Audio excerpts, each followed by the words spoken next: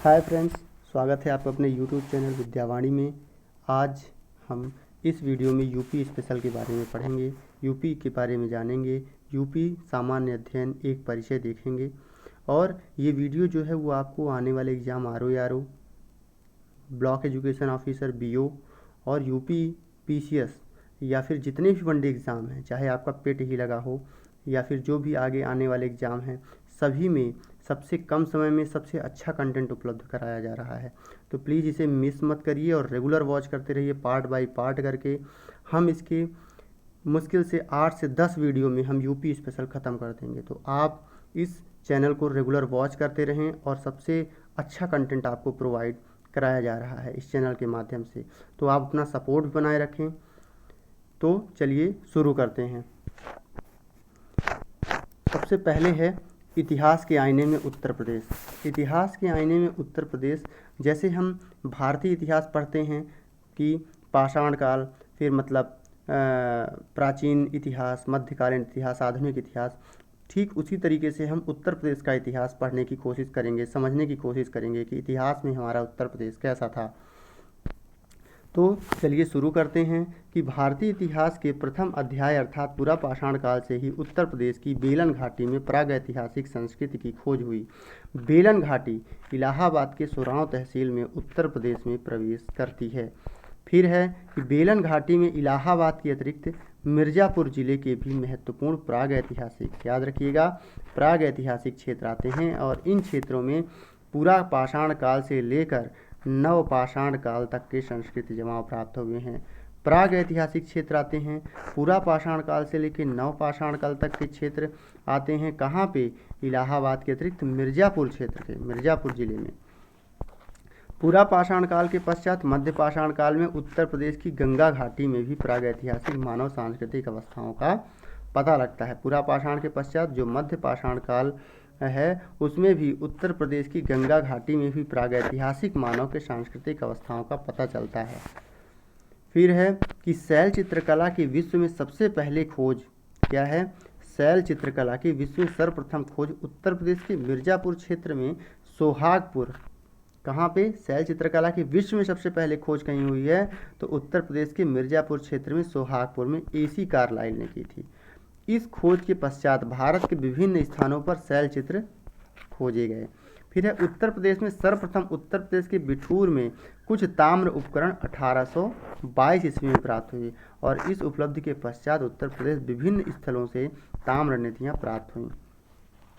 क्या कहा? उत्तर प्रदेश में सर्वप्रथम उत्तर प्रदेश उत्तर भारत में सबसे पहले उत्तर प्रदेश के बिठूर में कुछ ताम्र उपकरण 1822 ईस्वी में प्राप्त हुए और इस उपलब्धि के पश्चात उत्तर प्रदेश के विभिन्न स्थलों से ताम्र निधियाँ प्राप्त हुईं।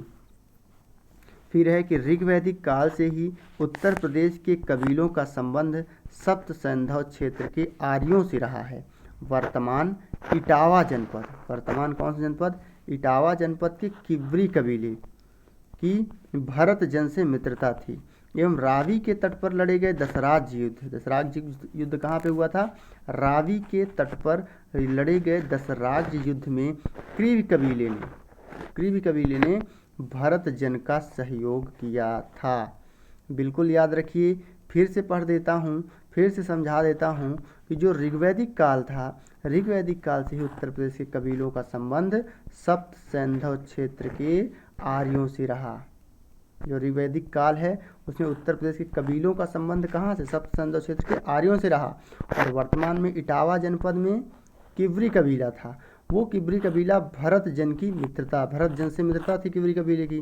और रावी के तट पे लड़ा गया दशराज युद्ध और इसी दशराज युद्ध में किवरी कबीले से भरत जन का सहयोग किया। किवरी कबीले ने किसका सहयोग किया? भरत जन का सहयोग किया। और वैदिक काल के पश्चात 16 महाजनपद थे। उन 16 महाजनपद में 8 महाजनपद उत्तर प्रदेश में स्थित थे। बिल्कुल याद रखिएगा कि 8 महाजनपद उत्तर प्रदेश में थे। इनकी राजधानी पता होनी चाहिए, इनका क्षेत्र पता होना चाहिए। तो चलिए देखते हैं जो किस प्रकार से हैं। जो इस प्रकार से हैं, सबसे पहले कुरु जनपद है, कुरु महाजनपद है और इसकी राजधानी इंद्रप्रस्थ। कुरु की राजधानी इंद्रप्रस्थ। विस्तार कहाँ पे? मेरठ, दिल्ली, थानेश्वर। चेद, चेद की राजधानी शुक्तिमती। बांदा व बुंदेलखंड के अन्य क्षेत्र। फिर है पांचाल, पांचाल की राजधानी, दो राजधानी थी पांचाल की, एक तो अहित छत्र जो कि बरेली में और एक काम्पिल्य जो कि फर्रुखाबाद में, दूसरी काम्पिल्य। तो किसकी दो राजधानी? पांचाल की, अहित छत्र और काम्पिल्य। अहित छत्र आज का बरेली और काम्पिल्य आज का फर्रुखाबाद। बरेली, बदायूं, फर्रुखाबाद जो पांचाल महाजनपद था उसका एरिया बरेली, बदायूं, फर्रुखाबाद एवं कासगंज के कुछ क्षेत्र। फिर देखते हैं वाराणसी। वाराणसी जो है काशी महाजनपद की राजधानी थी वाराणसी और वाराणसी के आसपास का क्षेत्र काशी के अंतर्गत आता था। फिर है मल्ल, मल्ल एक महाजनपद जिसकी राजधानी कुशीनगर। मल्ल की राजधानी कुशीनगर, कुशीनगर देवरिया के आसपास। फिर है कौशल, कौशल की दो राजधानी, एक साकेत और दूसरी श्रावस्ती, ये अवध के आसपास का क्षेत्र था। फिर है अगला सूरसेन, सूरसेन की राजधानी मथुरा और मथुरा के आसपास का क्षेत्र। फिर है वत्स, वत्स की राजधानी कौशाम्बी, प्रयागराज के आसपास का क्षेत्र। तो बिल्कुल आपको बिल्कुल माइंड में सेट होना चाहिए। आप एक यूपी का मैप ले लीजिए और सामने लगा लीजिए और तभी जाके ये सारी चीज़ें याद होंगी और बहुत ज़रूरी है याद करना, क्योंकि यारों में और यूपी पीछे तमाम यूपी के एग्ज़ाम्स में जो है वो माइनस मार्किंग हो गई है, इसलिए कि क्वेश्चन बहुत ही इंपॉर्टेंट हो जाता है और टफनेस ऑफ लेवल जो है टफनेस बढ़ती ही जा रही है एग्ज़ाम की। तो आपको बिल्कुल बहुत ही सावधानीपूर्वक एग्ज़ाम की तैयारी करनी है। अगर आप इस बार मिस कर गए तो फिर अगले एक साल के लिए वेट करना पड़ेगा, इसलिए कोई भी गलती नहीं करना है। तो सबसे पहले है महाजनपद जो हमने पढ़ा, राजधानी देखा और विस्तार देखा, ये बिल्कुल आपके माइंड में क्लियर होना चाहिए। फिर आगे देखते हैं कि इन राज्य के अतिरिक्त उत्तर प्रदेश में कुछ गणराज्य भी थे, जैसे कपिलवस्तु के शाक्य, सुमेर गिर के भग्ग और पावा और कुशीनगर के मल्ल। इन राज्य के अतिरिक्त उत्तर प्रदेश में कुछ गणराज्य भी थे। गणराज्य कौन कौन से थे? कपिलवस्तु के शाक्य, सुमेर गिर के भग्ग और पावा और कुशीनगर के मल्ल। फिर है आजीवक संप्रदाय के संस्थापक, आजीवक संप्रदाय के संस्थापक नियतिवादी। नियतिवादी कौन? मक्खलीपुत्र घोषाल का जन्म श्रावस्ती के निकट श्रावण में हुआ था। आजीवक संप्रदाय के संस्थापक नियतिवादी मक्खलीपुत्र घोषाल का जन्म श्रावस्ती के निकट श्रावण में हुआ था। फिर है महात्मा बुद्ध का गृहनगर कपिलवस्तु। महात्मा बुद्ध का गृहनगर कपिलवस्तु भी उत्तर प्रदेश के सिद्धार्थनगर जिले में है। कपिलवस्तु कहाँ पे है? उत्तर प्रदेश के सिद्धार्थनगर जिले में है। बुद्ध की माता महामाया का गृहनगर देवदह। बुद्ध की माता जो महामाया का गृहनगर देवदह भी वर्तमान महाराजगंज जनपद का नचनौली नगर है। तो बिल्कुल याद रखिए कि बुद्ध की माता जो थी महामाया, उनका जो गृहनगर था, गृहनगर देवदह, देवदह भी वर्तमान महाराजगंज जनपद का निचनौल नगर है। उसके आगे है कि बुद्ध को यद्यपि ज्ञान गया बिहार में प्राप्त हुआ, लेकिन उन्होंने अपना पहला उपदेश धर्म चक्र प्रवर्तन जिसे कहा जाता है वाराणसी के निकट ऋषपत्तनम सारनाथ में ही दिया। महात्मा बुद्ध ने सर्वाधिक उपदेश श्रावस्ती में दिए और उन्होंने अपनी माता को पवित्र उपदेश संकिसा में दिया। संकिसा कहाँ पड़ेगा? पवित्र उपदेश जो दिया उन्होंने माता को वो जिला फर्रुखाबाद में दिया। महात्मा बुद्ध ने अपनी अंतिम सांस उत्तर प्रदेश के कुशीनगर में ही ली। ठीक, तो आपको बिल्कुल धर्म चक्र प्रवर्तन पहले उपदेश को कहा जाता है महात्मा बुद्ध के, और ये सारनाथ के ऋषपत्तनम में दिया गया। फिर सर्वाधिक उपदेश श्रावस्ती में दिए गए और उन्होंने अपनी माता को सबसे पवित्र उपदेश संकिसा जिला फर्रुखाबाद में दिया और अपने अंतिम सांस भी उन्होंने कुशीनगर में ही लिया। तो देख लीजिए कि मतलब उत्तर प्रदेश जो है आपका जो हिस्ट्री पढ़े हैं उससे बहुत मिलता जुलता है, इसलिए याद करने में कोई बहुत कठिनाई नहीं है इतिहास में। फिर उसके बाद है कि मौर्य काल का संकेंद्रण। मौर्य काल का संकेंद्रण अधिकाधिक बिहार में था, लेकिन मौर्य शासक अशोक ने उत्तर प्रदेश को विपुल मात्रा में अपनी कलात्मक विरासत प्रदान की। अशोक के स्तंभ में प्रयुक्त पत्थर उत्तर प्रदेश के मिर्जापुर के चुनार के निकट 12 गांवों से प्राप्त किया था। अशोक के स्तंभ लेख उत्तर प्रदेश के सारनाथ, इलाहाबाद के मेरठ, कौशाम्बी, शंकिसा, कपिलवस्तु एवं मिर्जापुर से प्राप्त होते हैं। फिर है कि मौर्योत्तर काल में उत्तर प्रदेश पर यवन और कुषाणों ने आक्रमण किए। मौर्योत्तर यानी मौर्यों के बाद क्या हुआ कि उत्तर प्रदेश में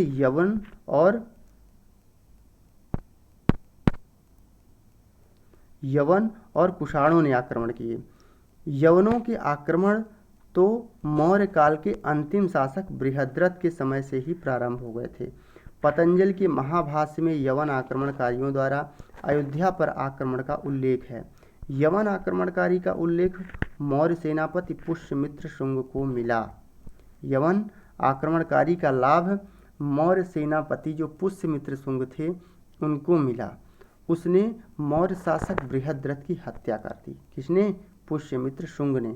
और अयोध्या को राजधानी बनाकर मगध साम्राज्य के एक भाग पर राज्य करने लगा और शुंग वंश की स्थापना हुई।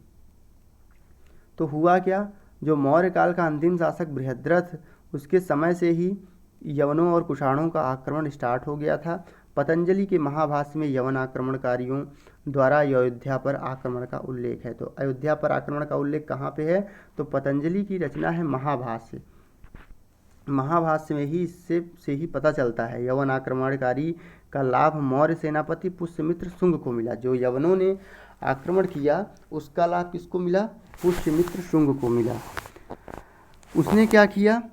मौर्य शासक बृहद्रथ की हत्या कर दी और अयोध्या को राजधानी बनाकर मगध साम्राज्य के एक भाग पर राज्य करने लगा और इसी तरह शुंग वंश की स्थापना हुई। फिर है शुंग वंश का अंतिम शासक शुंग वंश का आरंभिक राज्य उत्तर प्रदेश और बिहार में था। शुंग वंश का आरंभिक राज्य कहाँ था? उत्तर प्रदेश और बिहार। संभवतः गुप्त शासकों के लिए बिहार की अपेक्षा उत्तर प्रदेश अत्यंत महत्व वाला था, क्योंकि आरंभिक गुप्त मुद्राएं और अभिलेख मुख्यतः उत्तर प्रदेश में ही पाए गए हैं। बाद में गुप्तों ने अपनी राजधानी प्रयाग में ही स्थापित की। गुप्त काल को भारत का स्वर्णकाल कहा जाता है। स्वर्णकाल की स्मृति स्वरूप उत्तर प्रदेश के कानपुर में, स्वर्णकाल की स्मृति के रूप में अगर देखा जाए तो उत्तर प्रदेश के कानपुर और ललितपुर में दशावतार मंदिर के रूप में आज भी स्थित है। फिर है कि 606 ईस्वी में 606 ईस्वी में कन्नौज में हर्ष का राज्याभिषेक हुआ।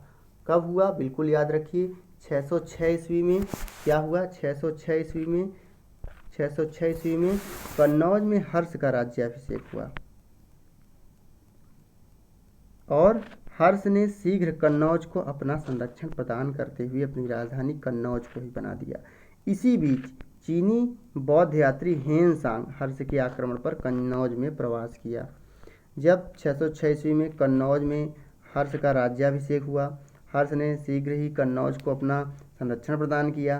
तो उसके बाद चीनी यात्री हेनसांग हर्ष के आमंत्रण पर कन्नौज में प्रवास किया और चीन लौटकर अपनी आत्मकथा सी यूकी में उत्तर प्रदेश की तत्कालीन सामाजिक, सांस्कृतिक, राजनीतिक स्थिति का वर्णन किया। किसने किया? सी यूकी ने। अब इसमें आप याद रखिए 606 ईस्वी में कन्नौज में इसका राज्याभिषेक हुआ हर्ष का। हर्ष के समय में कौन आया? तो चीनी यात्री हेनसांग आया। हेनसांग जब गया लौट के तो सी यूकी की रचना की और सी यूकी उसकी आत्मकथा है और उसी में उसने यूपी की, उत्तर प्रदेश की सामाजिक, सांस्कृतिक और राजनीतिक स्थितियों का विस्तृत वर्णन किया। हर्ष के बाद कुछ समय के लिए 8वीं शताब्दी में यशोवर्मन, अब हर्ष का समय चला गया तो 8वीं शताब्दी, याद रखिए 8वीं शताब्दी में यशोवर्मन ने कन्नौज को अपना खोया वैभव लौटाया। और संपूर्ण उत्तर भारत पुनः कन्नौज के अधीन हो गया। यशोवर्मन जो अति महत्वाकांक्षी शासक था, यशोवर्मन अति महत्वाकांक्षी शासक था। कश्मीर के शासक ललितादित्य मुक्तापेट की सहायता से तिब्बत पर अधिकार करना चाहता था। कौन? यशोवर्मन कहाँ अधिकार करना चाहता था? जो कश्मीर के शासक थे ललितादित्य, उनकी सहायता से कहाँ? तिब्बत पर अधिकार करना चाहता था। फिर आगे है कि यशोवर्मन की मृत्यु के बाद फिर उत्तर प्रदेश का कन्नौज शहर शक्तिशाली नेतृत्व के अभाव में संघर्ष का केंद्र हो गया। तो यशोवर्मन की जब मृत्यु हो गई तो उसके बाद फिर से कन्नौज के लिए एक बार संघर्ष शुरू हो गया। और इसी संघर्ष के लिए 3 प्रमुख शक्तियाँ, आपने बिल्कुल अगर इतिहास पढ़ा है तो आप जानेंगे कि बंगाल के पाल, उज्जैन के प्रतिहार और महाराष्ट्र के राष्ट्रकूट, वर्तमान कर्नाटक के राष्ट्रकूट, इनमें संघर्ष प्रारंभ हो गया। किसके किसके बीच? तो याद रखिएगा, पाल, प्रतिहार और राष्ट्रकूट, इनके बीच एक तरीके से त्रिपक्षीय संघर्ष शुरू हो गया और जिसे इतिहास में त्रिराष्ट्र संघर्ष, ट्राई पार्टी संघर्ष कहा जाता है। इस संघर्ष में अंततः प्रतिहार विजयी हुए। बिल्कुल याद रखिएगा, कोई ये यूपी स्पेशल ही नहीं, ये हर जगह पूछ लेता है। अंतिम में प्रतिहार विजयी हुए और नागभट्ट द्वितीय जो हैं वो कन्नौज में प्रतिहार राज्य की स्थापना की। इन्होंने नागभट्ट द्वितीय में अंततः कौन जीता? अंततः प्रतिहार विजयी हुए और नागभट्ट द्वितीय कन्नौज में प्रतिहार राज्य की स्थापना की। फिर है प्रतिहार राजवंश के बाद कन्नौज पर गढ़वाल वंश का शासन हुआ। अब प्रतिहार राजवंश का जब समापन हुआ तो गढ़वाल वंश का शासन हुआ और जयचंद गढ़वाल को, लेकिन जयचंद जो है गढ़वाल को मोहम्मद गौरी द्वारा उत्तर प्रदेश के फिरोजाबाद जिले के चंदावर नामक स्थल पर युद्ध में मार दिया गया। जो जयचंद गढ़वाल थे उनको, जयचंद को कुल मिला के मोहम्मद गौरी द्वारा कहाँ पे? फिरोजाबाद जिले के चंदावर नामक स्थान पे। अभी तक आप लोग बिल्कुल पढ़ते रहे होंगे कि 1194 में चंदावर का युद्ध हुआ, लेकिन आज जान लीजिए कि चंदावर है कहाँ? तो चंदावर उत्तर प्रदेश के फिरोजाबाद जिले के चंदावर नामक स्थान पर जयचंद को मार दिया गया। तो ये था बिल्कुल मुख्य पॉइंट हमने देखा, प्राचीन उत्तर प्रदेश का इतिहास। अब हम आएंगे मध्यकाल में उत्तर प्रदेश की क्या स्थिति थी, क्या बदलाव हुए, सांस्कृतिक, राजनैतिक, आर्थिक, क्या चीज़ें हुई मध्यकाल के इतिहास में उत्तर प्रदेश में, क्या योगदान रहा उत्तर प्रदेश का। तो चलिए हम देखते हैं मध्यकालीन इतिहास में उत्तर प्रदेश का विशिष्ट स्थान है। देखते हैं कौन कौन सा क्या योगदान है उत्तर प्रदेश का। तो 1210 ईस्वी में इल्तुतमिश ने लाहौर के स्थान पर दिल्ली को अपनी राजधानी बनाया। 1210 में क्या हुआ? इल्तुतमिश ने लाहौर के स्थान पे दिल्ली को अपनी राजधानी बनाया। उत्तर प्रदेश को दिल्ली से निकटता होने से यहाँ पर प्रारंभ से ही तुर्कों का आधिपत्य स्थापित हो गया। बदायूं, संभल, कटेहर, भोजपुर, कड़ा आदि के उपजाऊ क्षेत्र प्रमुख इक्तादारों को सौंप दिए गए। क्या हुआ? 1210 ईस्वी में इल्तुतमिश ने लाहौर के स्थान पर दिल्ली को अपनी राजधानी बनाया। बिल्कुल याद रखिएगा, लाहौर जब अभी तक राजधानी थी, लेकिन 1210 में आया कौन? इल्तुतमिश आया और इसने क्या किया? इसने दिल्ली को राजधानी बनाया और उत्तर प्रदेश के दिल्ली से निकटता होने से यहाँ पर प्रारंभ से ही तुर्कों का आधिपत्य स्थापित हो गया। फिर बदायूं, संभल, कटेहर, भोजपुर, कड़ा आदि के उपजाऊ क्षेत्र प्रमुख इक्तादारों को सौंप दिए गए। फिर है 1394 में उत्तर प्रदेश के पूर्वी क्षेत्र में मलिक सरवर ख्वाजा जहाँ ने जौनपुर को केंद्र बनाया और केंद्र बनाकर सरखी राजवंश की स्थापना की। तो बिल्कुल समय याद रखिए, समय है 1394 का। उत्तर प्रदेश का पूर्वी क्षेत्र है, वहाँ पे मलिक सरवर ख्वाजा जहाँ ने जौनपुर को केंद्र बनाकर सरखी राजवंश की स्थापना की। फिर है लोधी वंश की स्थापना के साथ उत्तर प्रदेश का गौरव एक बार लौटा। क्या हुआ? लोधी वंश की जब स्थापना हुई तो उत्तर प्रदेश का गौरव एक बार लौटा फिर से, क्योंकि सिकंदर लोधी ने आगरा नगर की स्थापना की। आज आप देख ही रहे हैं आगरा कितना फेमस है, पूरे वर्ल्ड में 7 आश्चर्यों में ताजमहल, जो कि एक अपना ताजमहल भी है। तो लोधी वंश की स्थापना के साथ ही उत्तर प्रदेश का गौरव एक बार फिर लौटा। क्यों? क्योंकि जो सिकंदर लोधी था, इसने आगरा नगर की स्थापना की और उसे दिल्ली सल्तनत की राजधानी बनाया। तो देखिए, आगरा की स्थापना सिकंदर लोधी कर रहा है और उसके साथ साथ दिल्ली सल्तनत की जो राजधानी अभी तक लाहौर हुआ करती थी, लाहौर के बाद दिल्ली हुई, अब दिल्ली के बाद राजधानी क्या बन रही है? आगरा बन रही है। तो खोया एक तरीके से जो यश है वो फिर से लौट रहा है। किसके टाइम पे? सिकंदर लोधी के टाइम पे। क्यों? क्योंकि इसने आगरा नगर की स्थापना की और दिल्ली सल्तनत की राजधानी बनाया आगरा को। फिर है मुगल काल में। मुगल काल में क्या हुआ कि उत्तर प्रदेश के बिलग्राम, जो कि आज हरदोई के नाम से जाना जाता है, तो उत्तर प्रदेश के बिलग्राम, मुगल काल की बात चल रही है, अफगान शेर खान ने बाबर के बेटे हुमायूं को परास्त कर दिया। किसने? बिलग्राम का युद्ध हुआ और इसमें अफगान शेर खान था, इसने बाबर के बेटे हुमायूं को क्या किया? हुमायूं को परास्त कर दिया।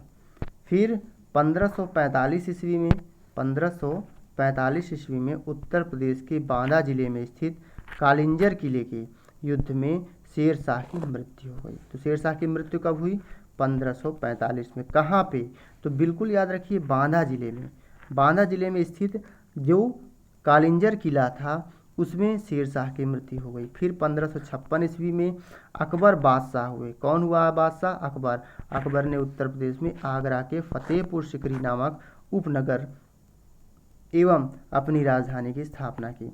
1556 में अकबर बादशाह हुए और अकबर ने उत्तर प्रदेश में आगरा में, उत्तर प्रदेश का जो आगरा है, आगरा में फतेहपुर सिकरी नामक उपनगर की एवं अपनी राजधानी स्थापित की। तो उसको वो उपनगर बनाया, किसको? फतेहपुर सिकरी को एक उपनगर बनाया गया। कहाँ पे? आगरा में। और उसको अपनी राजधानी के रूप में स्थापित किया। तो देख रहे हैं मध्यकालीन इतिहास में उत्तर प्रदेश का वर्चस्व और बढ़ा और अकबर के मंत्री बीरबल, टोडरमल, दोनों ही उत्तर प्रदेश के थे। चाहे बीरबल हो या फिर टोडरमल, आज भी बीरबल और टोडरमल को, बीरबल को तो बहुत ही जानते हैं, सब जानते हैं, वो उत्तर प्रदेश के थे। और बीरबल, जिनका मूल नाम क्या था आप जानते ही होंगे, नहीं जानते हैं तो जान लीजिए कि उनका मूल नाम था महेश दास। और ये क्वेश्चन बहुत बार पूछा गया है, यहाँ तक कि यूपी, एमपी, बिहार, हर जगह ये क्वेश्चन पूछा गया है कि बीरबल का मूल नाम क्या। उत्तर प्रदेश के जालौन जिले के कालपी नामक स्थान से संबंधित थे। और जो टोडरमल थे, टोडरमल सीतापुर जिले में, लखनऊ के पास है सीतापुर जिला, तो टोडरमल सीतापुर जिले में लहरपुर नामक स्थान में जन्मे थे। फिर है उत्तर प्रदेश का गौरव उस समय हतोत्साहित हुआ जब शाहजहां ने मुगल साम्राज्य की राजधानी सदैव के लिए उत्तर प्रदेश के आगरा से स्थानांतरित कर दी। फिर से पढ़ देता हूँ, क्या है कि उत्तर प्रदेश का गौरव उस समय हतोत्साहित हुआ, कब कमज़ोर हुआ, कब इसके गौरव को कमी हुई? जब शाहजहां ने मुगल साम्राज्य की राजधानी सदैव के लिए उत्तर प्रदेश के आगरा से दिल्ली स्थानांतरित कर दी। तो आप लोग को बिल्कुल पता होना चाहिए कि अब राजधानी कहाँ जा रही है? दिल्ली जा रही। कौन लेके जा रहा है? शाहजहां राजधानी को आगरा से दिल्ली लेके जा रहा है। तो यहाँ से थोड़ा सा उत्तर प्रदेश की यश और कीर्ति कम हुई। लेकिन अब आगे देखते हैं कि औरंगजेब के शासनकाल में उत्तर प्रदेश सदैव मुगलों के लिए एक चुनौती बनता रहा। औरंगजेब के शासनकाल में उत्तर प्रदेश सदैव मुगलों के लिए एक चुनौती बनता रहा। बुंदेलखंड के वीर थे छत्रसाल ने मुगलों के खिलाफ विद्रोह कर दिया। बुंदेलखंड के थे ये। समय किसके टाइम पे है? औरंगजेब के शासनकाल की बात हो रही है। और बुंदेलखंड के थे वीर छत्रसाल ने मुगलों के खिलाफ विद्रोह कर दिया। यह युद्ध लगभग 50 वर्षों तक चला और इस युद्ध में पेशवा बाजीराव की सहायता से छत्रसाल को विजय प्राप्त हुई। इस युद्ध में कौन जीता? छत्रसाल विजय। किसकी सहायता से? पेशवा बाजीराव की सहायता से। और इस घटना ने मराठों को उत्तर प्रदेश में आमंत्रित किया। जब पेशवा बाजीराव की सहायता से छत्रसाल को विजय प्राप्त हुई, तो कहीं न कहीं मराठों को यहाँ पे आने का अवसर मिल गया और कानपुर के निकट बिठूर मराठों का प्रमुख केंद्र हो गया। बिठूर कहाँ पे है? कानपुर के पास है और ये मराठों का केंद्र हो गया। फिर आगे है 1732 में अवध के सूबेदार, 1732 समय याद रखिए। अवध के सूबेदार कौन? सादत खां। सादत खां ने अवध को स्वतंत्र घोषित कर दिया। बिल्कुल याद रखिए, 1732 का टाइम है, सूबेदार हैं सादत खां और सादत खां ने अवध को स्वतंत्र घोषित कर दिया। इससे प्रेरित होकर रोहेलखंड भी स्वतंत्र हो गया। इससे प्रेरणा मिली और रोहेलखंड भी स्वतंत्र हो गया। फिर है, हमने प्राचीन काल देखा उत्तर प्रदेश की स्थिति, मध्यकालीन में देखा कि और भी गौरव को प्राप्त हुआ उत्तर प्रदेश, और आगे देख रहे हैं कि आधुनिक काल में उत्तर प्रदेश की क्या स्थिति थी, क्या स्थिति रही आधुनिक काल में।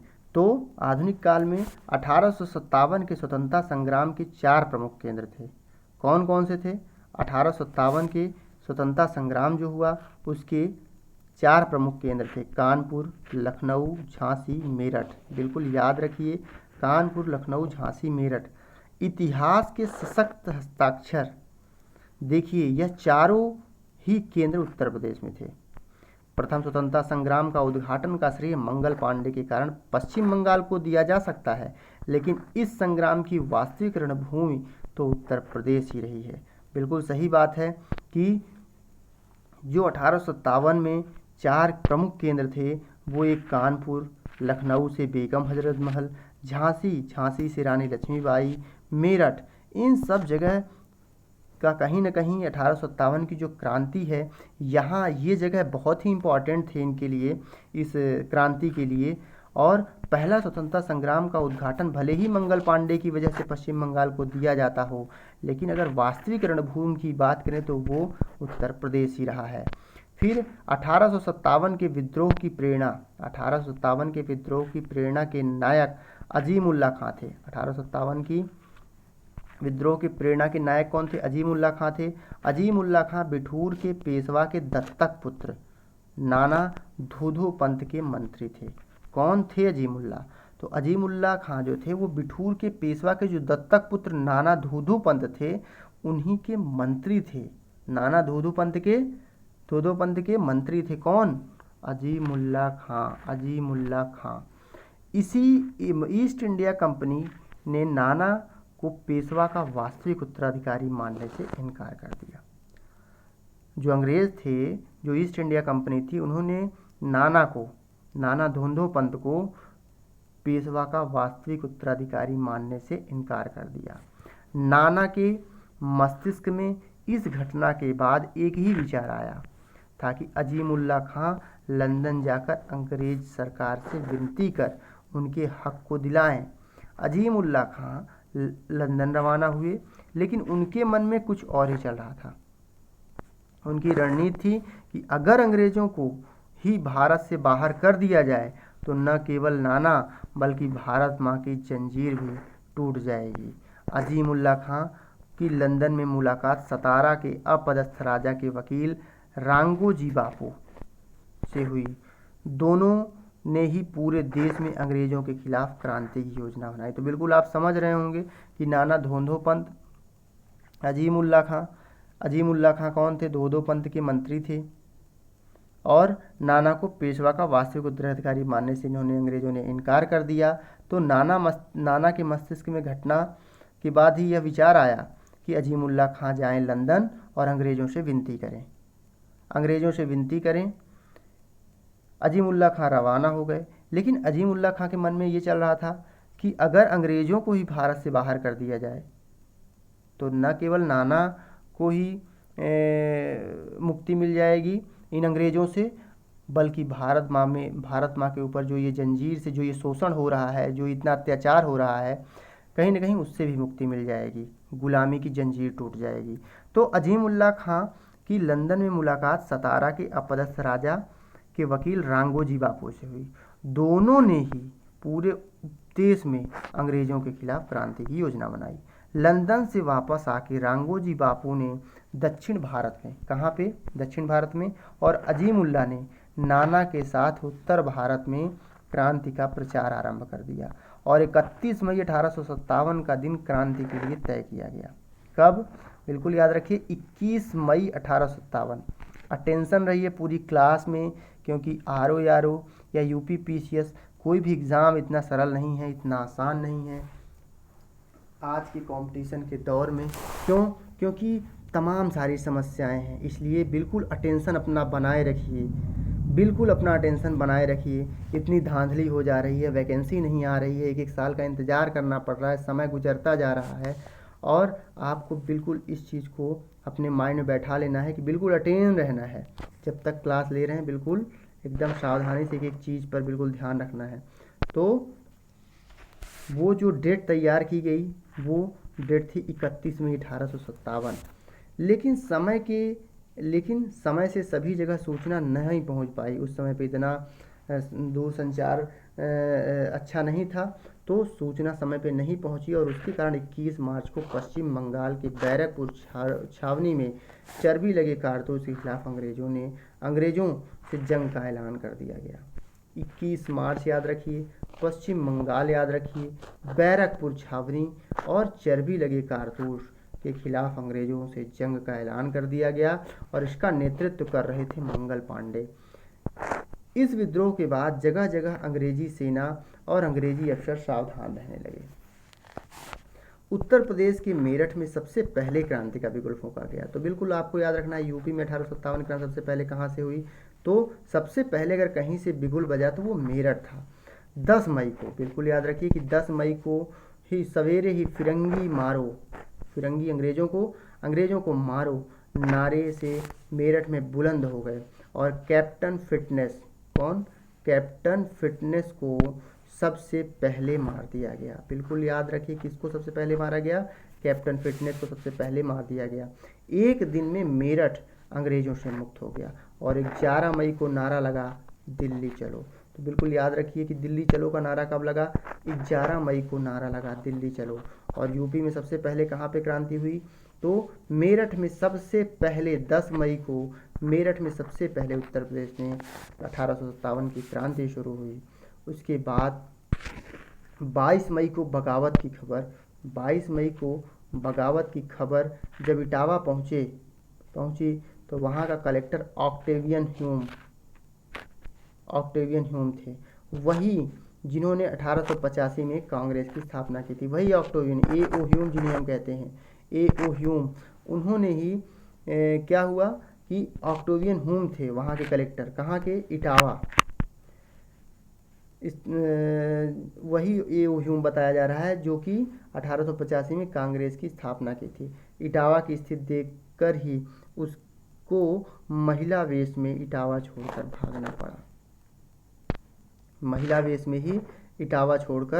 भागना पड़ा। फिर उसके बाद है कि 1857 के विद्रोह में महक परी की आहुति भी महत्वपूर्ण है। बिल्कुल याद रखिए 1857 में किसकी आहुति के बारे में बात कर रहा है? महक परी की आहुति भी महत्वपूर्ण है। नेपाल की नर्तकी की जब वाजिद अली शाह की शरीके हयात बनी, इन्हें इफ्तिखार उल निशा की उपाधि से नवाजा गया। महक परी जो हैं, इन्होंने कहीं ना कहीं 1857 में अपनी जान गंवाई और ये नेपाल की नर्तकी कि जब वाजिद अली शाह के शरीके हयात बनी, इन्हें इफ्तिखार उल निशा की उपाधि से नवाजा गया और इन्होंने वाजिद अली को बिरजिस कदर नाम से वारिस बतौर तोहफा दिया।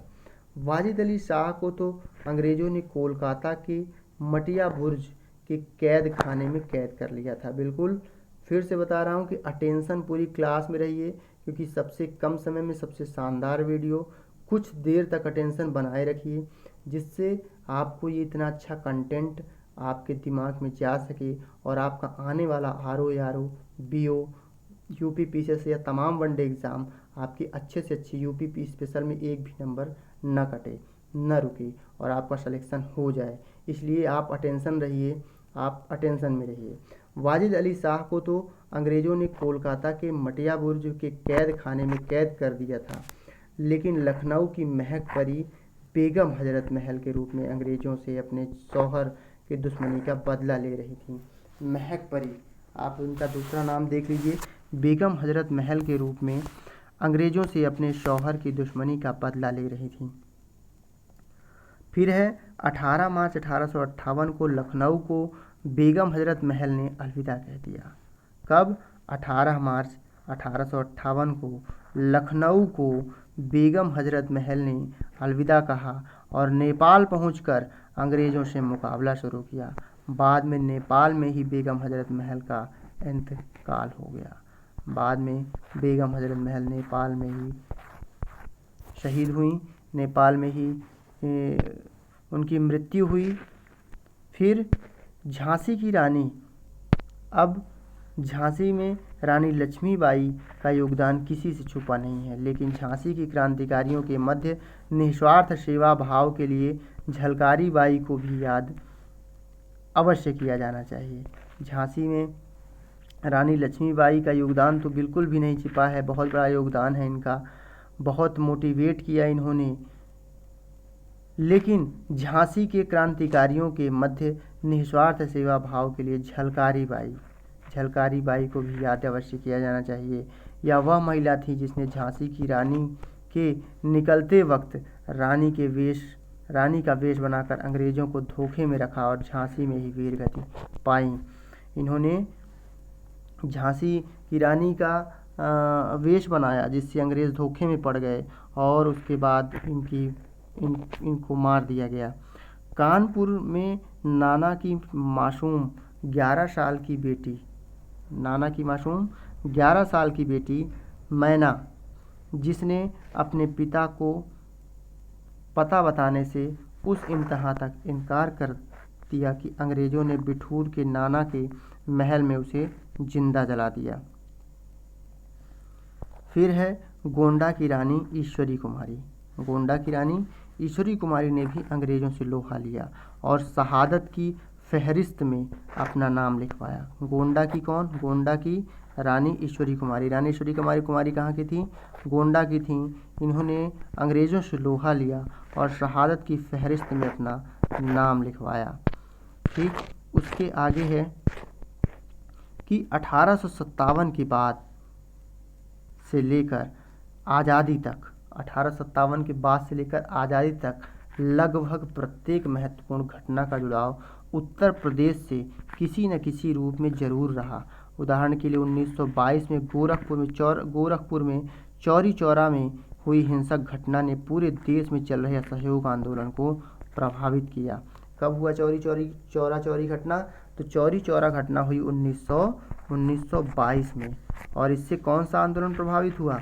तो इससे असहयोग आंदोलन प्रभावित हुआ। फिर है क्रांतिकारी आंदोलन के दूसरे चरण में, चाहे वह काकोरी कांड हो या चंद्रशेखर आज़ाद द्वारा किए गए कई कृत्य हो, इन सब में उत्तर प्रदेश का योगदान जरूर रहा है। फिर गांधी जी के नमक तोड़ने के कानून का पालन उत्तर प्रदेश में भी किया गया। 8 अप्रैल 1923, बिल्कुल टाइम याद रखिए, कि 8 अप्रैल 1923 को कहाँ पे? रायबरेली में नमक बनाया गया, जिसे पंडित मोतीलाल नेहरू ने नीलाम भी किया था। फरवरी 1918 में उत्तर प्रदेश में किसान सभा की स्थापना की गई। इसका श्रेय गौरी शंकर मिश्र, इंद्र नारायण द्विवेदी और मदन मोहन मालवीय को जाता है। तो कब की बात है? बात है फरवरी 1918 की। कब की बात है? फरवरी 1918 की किसान सभा की स्थापना की गई यूपी में, और इसका श्रेय किसको जाता है? गौरी शंकर मिश्र, इंद्र नारायण द्विवेदी, मदन मोहन मालवीय। नाई धोबी बंद, बिल्कुल याद रखिएगा, नाई धोबी बंद सामाजिक बायकॉट आंदोलन 1919 में। क्या? नाई धोबी बंद सामाजिक बहिष्कार आंदोलन। नाई धोबी बंद, ये क्वेश्चन पूछा हुआ है कि नाई धोबी बंद सामाजिक बहिष्कार आंदोलन कब हुआ? तो 1919 में हुआ। किसानों द्वारा हुआ, उत्तर प्रदेश के प्रतापगढ़ में हुआ। ये क्वेश्चन पूछा गया है। नाई धोबी बंद सामाजिक बायकॉट का आंदोलन कब हुआ? 1919 में किसानों द्वारा किया गया। कहाँ पे हुआ? प्रतापगढ़ में हुआ। तो याद रखिएगा, क्वेश्चन ये पूछा हुआ है। अब देखते हैं 1857 के विद्रोह में स्थान और नेतृत्वकर्ता। वैसे भी ये सब बच्चों को याद होता है, आपको भी याद होना चाहिए। लखनऊ में बेगम हजरत महल ने नेतृत्व किया, कानपुर में नाना साहब ने नेतृत्व किया, झांसी में रानी लक्ष्मीबाई ने, इलाहाबाद में लियाकत अली ने, बनारस में मिर्ज़ा वजीर अली खान। कौन? बनारस में किसने नेतृत्व किया? मिर्ज़ा वजीर अली खान ने नेतृत्व किया। उसके बाद फतेहपुर में अजीमुल्ला खान ने, फैजाबाद में मौलवी अहमदुल्ला ने। फैजाबाद में किसने किया? मौलवी अहमदुल्ला। फिर बरेली में खान बहादुर खां और बख्त खां। बरेली में, मेरठ में कदम सिंह, गोरखपुर में गजाधर सिंह, मथुरा में देवी सिंह, सुल्तानपुर में शहीद हसन। सुल्तानपुर में किसने नेतृत्व किया 1857 की क्रांति का? शहीद हसन ने। मथुरा में किसने किया? देवी सिंह ने। गोरखपुर में किसने किया? गजाधर सिंह ने। बिल्कुल, गोरखपुर गजाधर सिंह, मथुरा देवी सिंह, सुल्तानपुर शहीद हसन। फिर मेरठ में कदम सिंह, बिल्कुल नाम याद रखिए, कदम सिंह। बरेली में खान बहादुर खां, बख्त खां। फैजाबाद में मौलवी अहमदुल्ला। तो रिवाइज हो गया आपका। फिर आगे बढ़ते हैं। 17 अक्टूबर 1920 को बाबा रामचंद्र के प्रयास से अवध किसान सभा, बिल्कुल समय याद रखिए, 17 अक्टूबर 1920 को कौन? बाबा रामचंद्र के प्रयास से अवध किसान सभा का गठन हुआ। कब गठन हुआ? 17 अक्टूबर 1920 को। किसके सहयोग से? किसके प्रयास से? बाबा रामचंद्र के प्रयास से। कब? 17 अक्टूबर 1920 को। 1921-22 में, कब? 1921-22 में रायबरेली, हरदोई व आसपास के क्षेत्रों में अंग्रेजों के विरुद्ध एक किसान विद्रोह, एका आंदोलन। कहाँ पे हुआ? 1921-22 में एका आंदोलन हुआ। कहाँ पे हुआ? रायबरेली, हरदोई के आसपास के क्षेत्र में एक आंदोलन प्रारंभ हुआ। बिल्कुल क्वेश्चन पूछा हुआ है। मैंने कहा है कि जितना भी कंटेंट है वो बहुत ही इम्पॉर्टेंट है, बहुत ही सटीक है, बहुत ही कम समय में, बहुत ही कम शब्दों में, बहुत ही ज़्यादा नॉलेज देने की कोशिश की गई है। और ये आपके सारे एग्ज़ाम के लिए टेंशन रहिए। सारे एग्ज़ाम, चाहे RO हो, BO हो, PCS हो, वनडे एग्ज़ाम UP का कोई भी हो, सारे क्वेश्चन यहाँ से फंसने हैं और फंसने ही हैं, क्योंकि सारे क्वेश्चन मैंने देख लिए हैं प्रीवियस ईयर के, और तब मैंने इस PDF को डिस्कस करना शुरू किया है। तो आप लोग बिल्कुल अटेंशन में रहें कि एका आंदोलन प्रारंभ हुआ, और इसकी नेतृत्व इसका किसने किया एका आंदोलन का? तो मदारी पासी और सहदेव ने किया इसका नेतृत्व। कब हुआ एका आंदोलन? तो एका आंदोलन हुआ था 1921-22 में। कहाँ पे? रायबरेली, हरदोई में।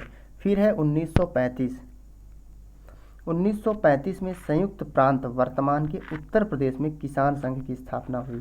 किसान संघ की स्थापना कब हुई? 1935 में हुई। संयुक्त प्रांत जो कि वर्तमान उत्तर प्रदेश में किसान संघ की स्थापना हुई। तो उत्तर प्रदेश का योगदान देखिए, वही बताया गया है। आधुनिक काल में कहाँ कहाँ सबसे महत्वपूर्ण घटनाएं हुई, उसी चीज़ को डिस्कस किया गया है, और यहीं से क्वेश्चन बार बार पूछे जा रहे हैं। फिर से बताता हूँ कि 1935 में संयुक्त प्रांत वर्तमान उत्तर प्रदेश में किसान संघ की स्थापना हुई। 1936 में अखिल भारतीय किसान सभा का गठन लखनऊ में हुआ, और अध्यक्षता किसने की? स्वामी सहजानंद सरस्वती ने। क्वेश्चन कई बार पूछा है PCS में और भी अदर स्टेट एग्जाम्स में कि अखिल भारतीय किसान सभा का गठन कब हुआ? 1936 में हुआ। कहाँ हुआ? लखनऊ में हुआ। किसने की अध्यक्षता? स्वामी सहजानंद सरस्वती ने। बिल्कुल याद रखना है। फिर उसके बाद है कि 1942 के भारत छोड़ो आंदोलन में भी उत्तर प्रदेश के बलिया में करो या मरो का सर्वाधिक प्रभाव पड़ा। 1942 में क्या हुआ? भारत छोड़ो आंदोलन हुआ, और इसमें उत्तर प्रदेश का जो बलिया है, बलिया में करो या मरो का जो नारा लगा, जो काम हुआ, उसमें सर्वाधिक प्रभाव पड़ा। कहाँ पे? बलिया में। चित्तू पांडे अगर आप बलिया का नाम देखें तो चित्तू पांडे का नाम स्वतः ही निकल आता है। तो बलिया में करो या मरो का सर्वाधिक प्रभाव पड़ा 1942 के भारत छोड़ो आंदोलन से, और चित्तू पांडे के नेतृत्व में बलिया में अस्थायी सरकार की स्थापना की गई। 20 अगस्त को बलिया के हनुमानगंज की कोठी में नई सरकार का शपथ ग्रहण हुआ। नई सरकार का शपथ ग्रहण हुआ कहाँ पे? बलिया के हनुमानगंज की कोठी में। बिल्कुल याद रखना है 20 अगस्त को। फिर उसके बाद है कि वर्तमान में सेना और पुलिस के गौरव का प्रतीक जय हिंद, जय हिंद का नारा श्रीधर पाठक ने ही दिया। आज इस टाइम पे जो जय हिंद नारा है, देखिए जय हिंद का नारा, जय हिंद का नारा किसने दिया? श्रीधर पाठक ने, श्रीधर पाठक ने। तो वर्तमान में जो सेना और पुलिस में गौरव प्राप्ति के लिए गौरव प्रतीक के रूप में जो जय हिंद का नारा लगा, तो वो किसने दिया? श्रीधर पाठक ने। यह इलाहाबाद के रहने वाले थे। जो श्रीधर पाठक थे कहाँ के थे? इलाहाबाद के रहने वाले थे। सबसे पहले पत्रिका हिंदी प्रदीप में, सबसे पहले पत्रिका जो हिंदी प्रदीप थी उसी में सबसे पहले इस नारे को व्यक्त किया गया। बाद में कांग्रेस में शामिल हो गया। तो बिल्कुल देखिए, हम अगर जय हिंद नारा सुनते हैं तो हमें सुभाष चंद्र बोस की याद आती है, लेकिन देखिए ये नारा दिया किसने? श्रीधर पाठक ने दिया। और ये कहाँ पे? जो हिंदी की प्रदीप पत्रिका है उसमें सबसे पहले इसको प्रकाशित किया गया। बाद में ये कांग्रेस में शामिल हुआ। तो बहुत ही नई चीज़ें आप लोगों को आज पता चली होंगी। फिर क्या कह रहा है कि आज़ादी के सम्मान में गाया जाने वाला जो झंडा गीत है, कौन सा? विजयी विश्व तिरंगा प्यारा, झंडा ऊंचा रहे हमारा। तो ये जो विजयी विश्व तिरंगा प्यारा, जो झंडा ऊंचा रहे हमारा, ये जो कविता है, ये जो गाना है, इसके रचयिता कौन? स्वर्गीय श्यामलाल गुप्ता पार्षद। तो ये क्वेश्चन भी बहुत बार पूछा है। उत्तर प्रदेश के कानपुर की ही माटी के फूल थे ये। तो ये कहाँ के हैं श्यामलाल गुप्त पार्षद? ये हैं कानपुर के। इन्होंने ही विजयी विश्व तिरंगा प्यारा जो झंडा गीत है ये इन्होंने लिखा। उसके बाद है, देख लेते हैं ये ब्रैकेट में ये क्या बना हुआ है, क्या लिखा है, क्या इंपॉर्टेंट चीज़ है। तो सत्ती चौरा कांड, बिल्कुल याद रखिए, सत्ती चौरा कांड। यह घाट उत्तर प्रदेश के यह घाट जो है सत्ती चौरा कांड, यह घाट उत्तर प्रदेश के कानपुर के जाजमऊ है, कानपुर में पड़ता है, जाजमऊ में स्थित है। जो 1857 की क्रांति के दौरान अंग्रेजों के नरसंहार के लिए जाना जाता है। तो हम कानपुर में रहे भी हैं। वहाँ पे जो जाजमऊ जगह है, अभी कुछ दिन पहले एक केस हो गया था, वहाँ पे काफ़ी ज़्यादा लड़ाई दंगे हो गए थे। तो उस समय भी काफ़ी फेमस हुई थी ये जगह जाजमऊ। यह घाट जो है उत्तर प्रदेश के कानपुर के जाजमऊ में स्थित है, सत्ती चौरा कांड। और 1857 की क्रांति के दौरान अंग्रेजों के नरसंहार के लिए जाना जाता है। कौन सा? जाजमऊ और सत्ती चौरा कांड। कब जाना जाता है? 1857 की क्रांति के दौरान अंग्रेजों के नरसंहार के लिए जाना जाता है। 1857 की क्रांति के दौरान अंग्रेजों को कानपुर से सुरक्षित कलकत्ता भेजने के लिए जल मार्ग से 27 जून 1857 को 40 नावें मंगाई गई थीं। अंग्रेजों को कलकत्ता भेजने के लिए 40 नावें मंगाई गई थी कानपुर से कलकत्ता भेजने के लिए। और पहले चरण में अंग्रेजों के बीबियां और बच्चे नाव में बैठकर जाने लगे तो भीड़ में वंदे मातरम के नारे लगने लगे और धीरे धीरे भीड़ उन्माद में बदल गई। उसके बाद भीड़ द्वारा सत्ती चौरा घाट पर, बिल्कुल आ गया ये सत्ती चौरा घाट जिसके बारे में हम पढ़ रहे हैं, कि उसके बाद क्या हुआ? भीड़ द्वारा सत्ती चौरा घाट पर लगभग 300 ब्रिटिश पुरुषों, महिलाओं और बच्चों की हत्या कर दी गई। देखिए सत्ती चौरा घाट क्यों इतना फेमस है? क्योंकि वहाँ पे 300 ब्रिटिश पुरुष, महिलाओं और बच्चों की हत्या कर दी गई। जो अंग्रेज बच गए थे उन्हें बाद में बीवी घर नरसंहार में मार दिया गया। फिर उसके बाद है, कहा जाता है इस हत्याकांड का नेतृत्व नाना साहब ने किया था। इस हत्याकांड का नेतृत्व किसने किया था? नाना साहब ने किया था। फिर अब इस घाट का नाम बदलकर नाना राव घाट कर दिया गया है। फिर आगे देखते हैं, आगे आ गया है उत्तर प्रदेश के नाम, चिन्ह, राजधानी। तो इसको हम अगले वीडियो में डिस्कस करेंगे। तब तक के लिए नमस्कार। और आप अगर ये वीडियो अच्छा लगा है तो लाइक, सब्सक्राइब, शेयर तो बनता है, हमें इससे मोटिवेशन मिलता है। और जैसा कि मैंने शुरू में ही बताया कि ये वीडियो जो है आपके स्टेट स्पेशल, यूपी PCS और BO और आपकी RO सारे एग्ज़ाम्स के लिए ये वीडियो इंपॉर्टेंट है। जितने भी पेट वगैरह के एग्ज़ाम होने वाले हैं, आगे आने वाले जितने भी वनडे एग्ज़ाम हैं, सभी के लिए ये इम्पॉर्टेंट है। इसलिए इसको देखें और प्यार दें। नमस्कार, धन्यवाद।